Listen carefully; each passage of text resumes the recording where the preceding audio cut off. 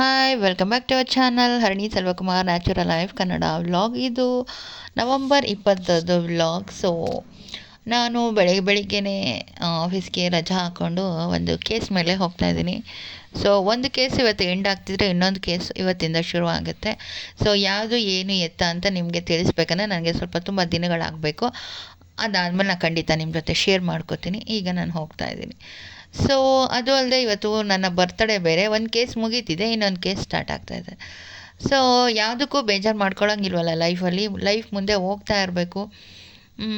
ಇದ್ರ ಮಧ್ಯೆ ನನ್ನ ಬರ್ತಡೇ ಬೇರೆ. ಸೊ ಮಗಳು ನಿಮ್ಮ ಬರ್ತಡೇ ನಾನು ಮರ್ತೋಗಿದ್ರು ನನ್ನ ಮಗಳು ನನ್ನ ಬರ್ತಡೇನ ತುಂಬ ಸತಿ ನೆನಪಿಸಿ ಬಾಯಲ್ಲೇ ಬರ್ತಡೇ ಸೆಲೆಬ್ರೇಷನ್ ಮಾಡಿಬಿಟ್ಟಿರ್ತಾಳೆ. ಸೊ ಹಾಗಾಗಿ ಎದ್ದು ಮಾಮೂಲಿ ನಾವು ಬರ್ತಡೇ ದಿನ ಎದ್ದು ಸ್ನಾನ ಮಾಡಿ ಹೊಸ ಬಟ್ಟೆ ಹಾಕ್ಕೊಂಡು, ಮೊದಲು ಅಮ್ಮ ಎಲ್ಲ ದೇವಸ್ಥಾನಕ್ಕೆಲ್ಲ ಕಳಿಸ್ತಾಯಿದ್ರು, ಬಟ್ಟೆ ತೊಗೊಡ್ತಾಯಿದ್ರು. ಅದೇ ಅಭ್ಯಾಸ. ಕೇಕೆಲ್ಲ ಏನು ಮೊದಲೆಲ್ಲ ಚಿಕ್ಕದ್ರಲ್ಲಿ ನಾವು ಕಟ್ ಮಾಡ್ತಾ ಇರಲಿಲ್ಲ, ನಮ್ಗೆ ಅಭ್ಯಾಸ ಇರಲಿಲ್ಲ. ಸೊ ಈಗ ನಾನು ನನ್ನ ಫೇವ್ರೆಟ್ ಜೀಸಸ್ಗೆ ಕ್ಯಾಂಡಲನ್ನು ಹಚ್ಚಿ ಪ್ರೇಯರ್ ಮಾಡ್ಕೋತಾ ಇದ್ದೀನಿ. ಆ್ಯಂಡ್ ನಮ್ಮ ಒಂದು ಬರ್ತ್ಡೇ ನಮಗೆ ಸ್ಪೆಷಲ್ ಆಗಿರಬೇಕು ಅಂತ ಏನಿಲ್ಲ. ನಮ್ಮನ್ನು ನಂಬ್ಕೊಂಡು ಬದುಕ್ತಾ ಇರೋ ನಮ್ಮ ಮಕ್ಕಳಿಗಾಗಿರ್ಬೋದು ಅಥವಾ ಮನೆಯ ಇತರ ಸದಸ್ಯರಿಗೆ ನಮ್ಮ ಬರ್ತ್ಡೇ ಸ್ಪೆಷಲ್ ಆಗಿರುತ್ತೆ. ನಮ್ಮ ಮನೆಯಲ್ಲಿ ನನ್ನ ಬರ್ತ್ಡೇ ನನ್ನ ಮಗಳಿಗೆ, ಹಾಗೆ ನನ್ನ ತಮ್ಮನಿಗೆ ಸ್ವಲ್ಪ ಜಾಸ್ತಿ ಸ್ಪೆಷಲ್ ಅಂತ ಅನ್ಕೋತೀನಿ. ಸೊ ಎವ್ರಿ ಇಯರ್ ಮಿಸ್ ಮಾಡದೆ ವಿಶ್ ಮಾಡುವಂತಹ ಏಕೈಕ ಇಬ್ಬರು ವ್ಯಕ್ತಿಗಳಂದರೆ ಅವರಿಬ್ಬರು ಮಾತ್ರ ನಮ್ಮ ಮನೆಯಲ್ಲಿ. ಸೊ ನನ್ನ ಬರ್ತಡೇನ ಎಷ್ಟೊತ್ತಾದರೂ ವಿಶ್ ಮಾಡ್ತಾರೆ, ನೆನೆಸ್ಕೋತಾರೆ ಆ್ಯಂಡ್ ವಿಶ್ ಮಾಡ್ತಾರೆ. ಹಾಗಾಗಿ ಅವ್ರಿಗೆ ಕೂಡ ನನ್ನ ಹೃದಯಪೂರ್ವಕ ಥ್ಯಾಂಕ್ಸನ್ನು ಹೇಳ್ತಾ ಈ ಒಂದು ಬರ್ತಡೇಲಿ ಈ ವ್ಲಾಗನ್ನು ಕಂಟಿನ್ಯೂ ಮಾಡ್ತಾಯಿದ್ದೀನಿ. ಆ್ಯಂಡ್ ವಿಶ್ ಎಲ್ಲರೂ ಮಾಡಲೇಬೇಕಾ? ನೋ, ಎಕ್ಸ್ಪೆಕ್ಟೇಷನ್ ಇಲ್ಲ ನನಗೆ ಎಲ್ಲರೂ ಮಾಡಬೇಕು ಅನ್ನೋದು. ಯಾಕಂದರೆ ನಾನೇನು ಅಂಥ ಬರ್ತ್ಡೇನ ಸೆಲೆಬ್ರೇಷನ್ ಮಾಡಲ್ಲ. ಹಾಗಾಗಿ ನನಗೆ ಹೋಗ್ತಾ ಇರ್ಬೇಕು ಲೈಫ್ ಅಷ್ಟೇ. ಅದು ಬಿಟ್ಟರೆ ದೇವರು ವರ್ಷ ಅಭಿವೃದ್ಧಿ ಆಗೋ ಥರ, ಇಂಪ್ರೂವ್ ಆಗೋ ಥರ ಬ್ಲೆಸ್ಸಿಂಗ್ ಮಾಡಬೇಕು, ಒಳ್ಳೆಯ ಆರೋಗ್ಯ ಕೊಡಬೇಕು, ಸಂತೋಷ ಕೊಡಬೇಕು, ನೆಮ್ಮದಿ ಶಾಂತಿ ಫಸ್ಟ್ ಆಫ್ ಆಲ್ ಕೊಡಬೇಕು. ಸೊ ಇದೆಲ್ಲ ಇದ್ದರೆ ನಮ್ಮ ಲೈಫ್ ತಾನಾಗೆ ಹೋಗ್ತಾ ಇರುತ್ತೆ. ಸೊ ಪ್ರೇಯರ್ ಎಲ್ಲ ಮುಗಿದು ಬರ್ತಡೇ ದಿನ ನಮ್ಮ ಮನೆಯಲ್ಲಿ ಸ್ಪೆಷಲ್ ದೋಸೆ ಚಟ್ನಿ ತಿಂತಾಯಿದ್ದೀನಿ. ಸೊ ಇದಾದಮೇಲೆ ನಾವು ಹೊರಟ್ವಿ ಈಗ ಮೈಸೂರವರೆಗೂ ನಮ್ಮ ಜರ್ನಿ ಈಗ ಸಾಗ್ತಾಯಿದೆ. ಒಂದು ಕೇಸ್ ಮುಗಿಯುತ್ತೆ ಅಂತ ಹೇಳಿದ್ನಲ್ಲ, ಸೊ ಅದೇ ಕೇಸ್ಗೆ ಈಗ ಹೋಗ್ತಾ ಇದ್ದೀನಿ. ಆ ಕೇಸ್ ಇವತ್ತು ಫಿನಿಷ್ ಆಗುತ್ತೆ, ಇನ್ನೊಂದು ಹೊಸ ಕೇಸ್ ಸ್ಟಾರ್ಟ್ ಆಗುತ್ತೆ. ಚಿಕ್ಕದ್ರಿಂದ ಅಮ್ಮ ಕಬ್ನಲ್ಲಿ ನೋಡಿದಾಗಲೆಲ್ಲ ಜಾಂಡೀಸ್ಗೆ ಇದು ಒಳ್ಳೆಯದು ಅಂತ ಹೇಳಿ ನಮ್ಮ ತಲೆ ತುಂಬಿಸಿ ನನಗೆ ಕಬ್ನಾಲ್ನ ಇವತ್ತಿನವ್ರಿಗೆ ಎಲ್ಲಿ ನೋಡಿದ್ರು ಸ್ಟಾಪ್ ಮಾಡಿ ಕುಡ್ಕೊಳ್ಳೋ ಅಭ್ಯಾಸ ಆಗೋಗಿದೆ. ಸೊ ಹೋಗ್ತಾ ಬರ್ತಾ ಎಲ್ಲಾದರೂ ಕಬ್ಬಿನ ಹಾಲು ಸಿಕ್ಕಿದ್ರೆ, ಸೊ ಜಾಂಡೀಸ್ ಬಂದಮೇಲೆ ಕುಡಿಯೋದಕ್ಕಿಂತ ಬರೋದಕ್ಕೂ ಮುಂಚೆನೇ ಒಂದೊಂದು ಲೋಟ ಕುಡಿತಾ ಇರೋಣ ಅಂತ ಹೇಳಿ ಆವಾಗ ಎಲ್ಲರೂ ಕಬ್ಬಿನ ಹಾಲು ನೋಡಿಬಿಟ್ರೆ ಕುಡಿತೀವಿ. ಸೊ ಇದು ನಮಗೆ ಅಭ್ಯಾಸ. ಹಾಗಾಗಿ ನಾನು ನನ್ನ ಮಗಳು ಒಂದೊಂದು ಲೋಟ ಕಬ್ಬಿನ ಹಾಲನ್ನು ಕುಡ್ಕೊಂಡು ನಮ್ಮ ಜರ್ನಿಯನ್ನು ಮುಂದುವರ್ಸೋಣ ಅಂತ ಅನ್ಕೋತಾ ಇದ್ದೀವಿ. ಸೊ ನೀವು ಕೂಡ ಇದೇ ಥರ ಕಬ್ಬಿನ ಹಾಲನ್ನು ಕುಡೀರಿ. ಇದು ನಮ್ಮ ಮನೇಲಿ ಮಾಡಿರೋ ಅಭ್ಯಾಸ. ಸೊ ಆಮೇಲೆ ಕಬ್ಬಿನ ಹಾಲಲ್ಲಿ ಕಬ್ಬಿನಾಂಶ ಜಾಸ್ತಿ ಇರುತ್ತೆ, ಹಾಗಾಗಿ ಕುಡಿದ್ರೆ ಒಳ್ಳೆಯದು ಹೆಲ್ತ್ ವೈಸ್. ಹಾಗಾಗಿ ಇದು ನನ್ನ ಒಂದು ಸಜೆಷನ್ ಅಷ್ಟೇ. ಸೊ ನಾವು ಕುಡಿತೀವಿ, ನೀವು ಕುಡಿಬೇಕಂತ ಏನಿಲ್ಲ, ನಿಮ್ಮ ಅಭಿಪ್ರಾಯ ಅಷ್ಟೇ.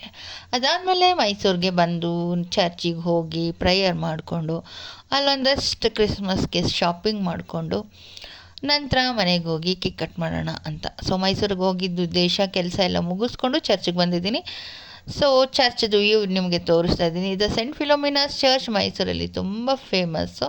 ಅದೇ ಚರ್ಚಿಗೆ ಹೋಗಿ ಪ್ರೇಯರ್ ಮಾಡ್ತಾ ಇದ್ದೀನಿ. ಸೊ ಸುಮಾರು ವರ್ಷ ಆಗಿತ್ತು ಈ ಚರ್ಚಿಗೆ ನಾನು ಹೋಗಿ. ಅದು ಅಲ್ಲದೆ ಈ ವರ್ಷ ನನ್ನ ಬರ್ತಡೇಲಿ ಅದು ಸ್ಪೆಷಲ್ ಆಗಿ ದೇವರು ನೋಡಿ ಚರ್ಚ್ಗೆ ಕರೆಸ್ಕೊಂಡಿದ್ದಾರೆ. ಸೊ ಮನಸ್ಫೂರ್ತಿಯಾಗಿ ಪ್ರೀತಿಯಿಂದ ದೇವ್ರ ಹತ್ರ ಪ್ರೇಯರ್ ಮಾಡಿಕೊಂಡು ನೆಕ್ಸ್ಟು ಮನೆಗೆ ಹೋಗ್ಬಿಟ್ಟು ಒಂದು ಸ್ಮಾಲ್ ಕೇಕ್, ಏಂಜಲ್ದು ಪಾಕೆಟ್ ಮನಿಯಿಂದ ತೊಗೊಂಡಿರೋಂಥ ಕೇಕನ್ನು ಕಟ್ ಮಾಡ್ತೀನಿ. ಯಾಕಂದರೆ ನಮ್ಮ ಬರ್ತಡೆಗೆ ನಾವೇ ಕೇಕ್ ತೊಗೊಂಡು ಕಟ್ ಮಾಡೋಕ್ಕಾಗಲ್ಲ ನೋಡಿ. ಮಕ್ಕಳು ಆಸೆ ಪಡ್ತಾಳೆ, ಮಗಳಿಗೆ ಇಷ್ಟ ನನಗೆ ಕೇಕ್ ಕಟ್ ಮಾಡ್ಸೋಕ್ಕೆ. ಸೊ ಹಾಗಾಗಿ ಓಕೆ ಅಂತ ಹೇಳಿದ್ದೀನಿ. ಅವಳು ಪಾಕೆಟ್ ಮನಿಯಿಂದ ಕೇಕ್ ತೊಗೋತಾ ಇದ್ದಾಳೆ. ಅದು ನನ್ನ ಬಟ್ಟೆ ಕಲರೇ ಬ್ಲ್ಯಾಕ್ ಆ್ಯಂಡ್ ವೈಟೇ ಚಾಯ್ಸ್ ಮಾಡಿದ್ದಾಳೆ. ಸೊ ಖುಷಿ ಆಗುತ್ತೆ, ಮಕ್ಕಳು ಖುಷಿನೇ ನಮ್ಗೆ ಖುಷಿ ಅಲ್ವಾ. ಸೊ ಹಾಗಾಗಿ ನಾನಂತೂ ದೇವರ ಹತ್ರ ಮನಸ್ಪೂರ್ವಕವಾಗಿ ಎಲ್ಲ ಥರ ಪ್ರಾರ್ಥನೆಯನ್ನು ಸಲ್ಲಿಸಿ ನಾನೀಗ ನನ್ನ ಒಂದು ಬರ್ತಡೇ ದಿನ ಚರ್ಚಲ್ಲಿ ಸೆಲೆಬ್ರೇಷನ್ ಅಲ್ವಾ, ಅದು ತುಂಬಾ ಖುಷಿ ಆಯಿತು. ಸೊ ದೇವ್ರ ಪ್ರೀತಿ ನೋಡಿ ನನ್ನ ಮೇಲೆ ಎಷ್ಟಿದೆ. ಸೊ ಏನೋ ಗೊತ್ತಿಲ್ಲಪ್ಪ, ಈ ವರ್ಷ ದೇವರು ನನ್ನನ್ನು ಮೈಸೂರವರೆಗೂ, ಅದು ನನ್ನ ಫೇವ್ರೆಟ್ ಚರ್ಚ್ವರೆಗೂ ಕರ್ಸ್ಕೊಂಬಿಟ್ರು. ಸೊ ಅದು ನನಗೆ ತುಂಬ ಖುಷಿ ಆಯಿತು. ಚೆನ್ನಾಗಿ ಪ್ರೇಯರ್ ಮಾಡಿಕೊಂಡು ದೇವ್ರು ನೋಡಿಕೊಂಡು ದೇವ್ರ ಹತ್ರ ಮಾತಾಡಿಕೊಂಡು, ಹಾಗೆ ಅಲ್ಲೊಂದಷ್ಟು ಕ್ರಿಸ್ಮಸ್ ಇನ್ನೇನು ಬರ್ತಿದೆಯಲ್ಲ ಅದಕ್ಕೊಂದಷ್ಟು ಶಾಪಿಂಗ್ ಮಾಡಿಕೊಂಡು ಖುಷಿಯಾಗಿ ಬಂದೆ. ಸೊ ನನಗಂತೂ ನನ್ನ ಬರ್ತಡೇ ಸ್ಪೆಷಲ್ ಆಗಿತ್ತು. ಸೊ ಈಗ ಮಗಳು ಕೇಕ್ ತಂದಿದ್ದಾಳೆ ನೋಡಿ, ಸ್ಮಾಲ್ ಕೇಕ್, 1/2 kg ಕೇಕ್ ಅದು. ಸೊ ಅವಳು ಖುಷಿಗೋಸ್ಕರ ಕಟ್ ಮಾಡ್ತಾಯಿದ್ದೀನಿ. ಬೇಡ ಅನ್ಬಾರ್ದಲ್ಲ, ಮಕ್ಕಳು ಪ್ರೀತಿನ ಯಾವತ್ತೂ ತಳ್ಳಾಕಬಾರ್ದು. ಸೊ ಅವಳ ಖುಷಿಗೆ ನಾನು ನನ್ನ ಬರ್ತಡೇನ ಸೆಲೆಬ್ರೇಷನ್ ಮಾಡ್ತಾಯಿದ್ದೀನಿ.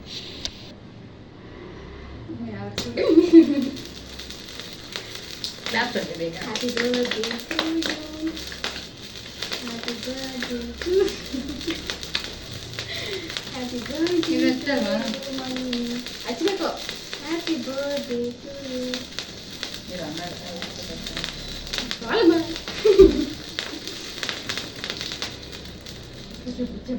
Baca mana tuh?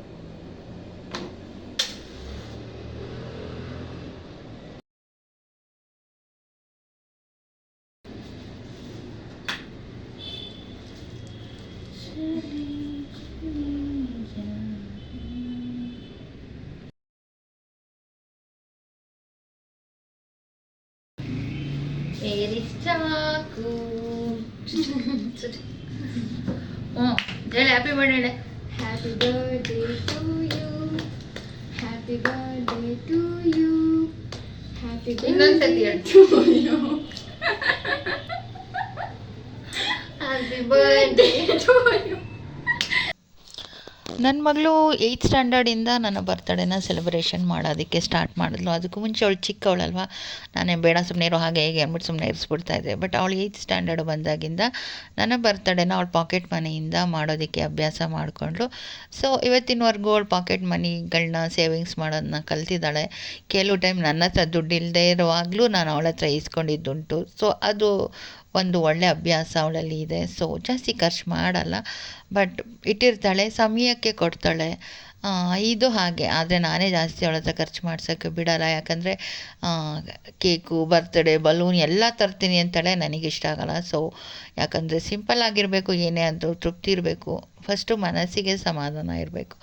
ಸೊ ಹಾಗಾಗಿ ಇದೆಲ್ಲ ಬೇಡಪ್ಪ, ನಾವು ಸಿಂಪಲ್ಲಾಗಿ ಆಚರಿಸೋಣ, ಇರೋದಿಬ್ರಲ್ಲ ಅಂತ ಹೇಳಿಬಿಟ್ಟು ನಾನು ಅದೆಲ್ಲನೂ ಕ್ಯಾನ್ಸಲ್ ಮಾಡಿ ಜಸ್ಟ್ ಕೇಕ್ ಕಟ್ ಮಾಡಿ ಚರ್ಚ್ಗೆ ಹೋಗಿ ಬಂದು ಹೊಸ ಬಟ್ಟೆ ಹಾಕ್ಕೊಂಡು ಅಷ್ಟೇ ಖುಷಿನ ಪಡ್ತಾಯಿದ್ವಿ. ಸೊ ನನ್ನ ಬರ್ತಡೇ ಈಗ ಹೋಯಿತು ಈ ವರ್ಷ. ಸೊ ನಿಮ್ಮೆಲ್ಲರಿಗೂ ಈ ಒಂದು ವ್ಲಾಗ್ ಇಷ್ಟ ಆದರೆ ದಯವಿಟ್ಟು ಲೈಕ್ ಮಾಡಿ.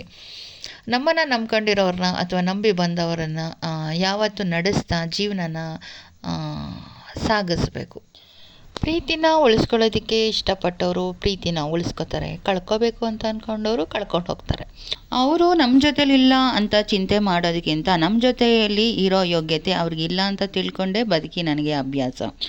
ಜೀವ ತಂದೆ ತಾಯಿ ಕೊಟ್ಟಿರೋದು, ಬದುಕು ದೇವ್ರು ಕೊಟ್ಟಿರೋದು, ಮತ್ತು ಚಿಂತೆ ಯಾಕೆ ಪಡಬೇಕಲ್ಲ ನಾವು. ಲೈಫ್ ಈಸ್ ಎ ಚಾಲೆಂಜ್, ಅದನ್ನ ನಾವು ಬೀಟ್ ಮಾಡಿಕೊಂಡೇ ಬದುಕಬೇಕು ಅಂತ ದೇವ್ರು ಹೇಳಿದ್ರೆ ಬೀಟ್ ಮಾಡ್ಕೊಂಡೇ ಬದುಕೋಣ. ನಮ್ಮ ಜೊತೆ ದೇವ್ರು ಇರಬೇಕಷ್ಟೇ. ಆಫೀಸ್ಗೆ ಹೋಗ್ಬೇಕಾದ್ರಿಂದ ಸೊ ಮನೇನ ಬೇಗ ಬಿಟ್ಟೆ ಮೈಸೂರಿಂದ. ಸೊ 5 ಗಂಟೆಗೆ ಬಸ್ ಹತ್ತಿದ್ದೀನಿ.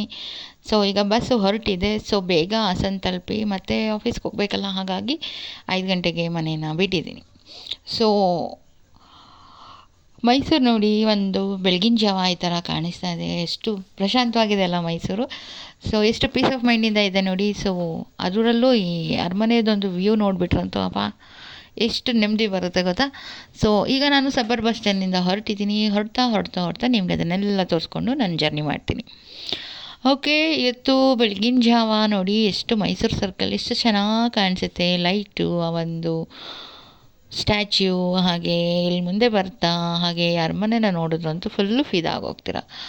ಸೊ ಬೆಳಗಿನ ಜಾವ 5 ಗಂಟೆಯಲ್ಲಿ ಎಷ್ಟು ಪ್ರಶಾಂತವಾಗಿದೆ ಅರಮನೆ ಮುಂದೆ ಅಲ್ಲ. ನಿಮಗೆ ನೋಡಿದ್ರೆ ಗೊತ್ತಾಗ್ತಿದೆ ಅಂತ ಅಂದ್ಕೊತೀನಿ. ಸೊ ಈ ವ್ಯೂ ನೋಡೋಕ್ಕೆ ನನಗಂತೂ ಕಣ್ಣು ಅಷ್ಟು ಖುಷಿ ಪಡುತ್ತೆ ನನ್ನ ಕಣ್ಣು. ಸೊ ನನಗಂತೂ ಬಹಳ ಇಷ್ಟ. ನನಗೆ ಮೈಸೂರು ಅಂದರೆ ಭಾಳ ಇಷ್ಟ. ಇನ್ನು ಅಲ್ಲಿ ವಾತಾವರಣ ಅದು ಇದು ಎಲ್ಲ ಭಾಳ ಇಷ್ಟ. ಸೊ ನಾವೀಗ ಒಂದು 8:30 ಅಷ್ಟರಲ್ಲಿ ಹಾಸನಲ್ಲಿ ಇದ್ದೀವಿ. ಸೊ ಟಿಫನ್ ಮಾಡೋದಕ್ಕೆ. ಸೊ ಟಿಫನ್ ಮಾಡಿಬಿಟ್ಟು ಮನೆಗೆ ಹೋದರೆ ಸ್ವಲ್ಪ ಫ್ರೆಶ್ ಅಪ್ ಆಗಿ ಆಫೀಸ್ಗೆ ಹೋಗೋಕ್ಕೆ ಸರಿ ಹೋಗುತ್ತೆ ಅಂತ ಹೇಳಿ ಟಿಫನ್ ಮಾಡ್ತಾಯಿದ್ವಿ. ಬೆಳಗಿನ ಜಾವ ಹೊರಟಿದ್ರಿಂದ ನಾವು ಒಂದು ಕಾಫಿನೂ ಕೂಡ ಕುಡಿಯೋಕ್ಕಾಗಿರಲಿಲ್ಲ. ಸೊ ಬಸ್ ಇಲ್ಲದೆ ಈಗ ನಾವು ಟಿಫನ್ ಮಾಡ್ತಾ ಇರೋದು.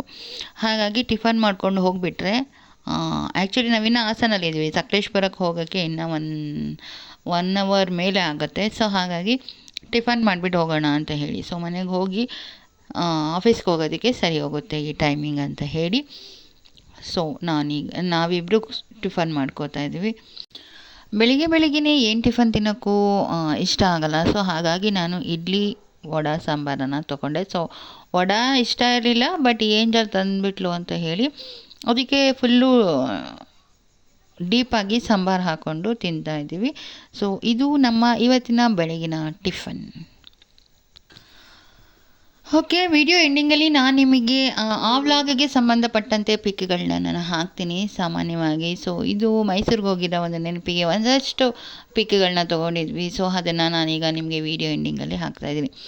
ಓಕೆ ಫ್ರೆಂಡ್ಸ್, ಇದಾಗಿತ್ತು ನನ್ನ ಬರ್ತ್ಡೇ ವ್ಲಾಗ್ ಆ್ಯಂಡ್ ಹೊಸ case vlog. So Mysuru journey vlog. So ಮತ್ತೆ ನಾನು ನಿಮಗೆ ಹೊಸ ವ್ಲಾಗೊಂದಿಗೆ ಸಿಗ್ತೀನಿ. ಹಾಗೆ ಅಲ್ಲಿವರೆಗೂ ಯಾರೆಲ್ಲ ನನ್ನ ಚಾನಲನ್ನು ಹೊಸದಾಗಿ ನೋಡ್ತಿದ್ರೋ ದಯವಿಟ್ಟು ಸಬ್ಸ್ಕ್ರೈಬ್ ಮಾಡ್ಕೊಂಡು ನೋಡಿ. ಹಾಗೆ ಇಷ್ಟ ಆದಲ್ಲಿ ಲೈಕ್ ಮಾಡಿ, ಸಬ್ಸ್ಕ್ರೈಬ್ ಮಾಡೋದನ್ನು ಮರಿಬೇಡಿ. ಓಕೆ, ಇಲ್ಲಿಗೆ ಈ ವಿಡಿಯೋನ ನಾನು ಎಂಡ್ ಮಾಡ್ತಾಯಿದ್ದೀನಿ. ಮತ್ತೆ ಹೊಸ ವ್ಲಾಗೊಂದಿಗೆ ಸಿಗೋಣ, ಮತ್ತೆ ಸಿಗ್ತಾ ಇರೋಣ. ಅಲ್ಲಿವರೆಗೂ ನಮಸ್ಕಾರ.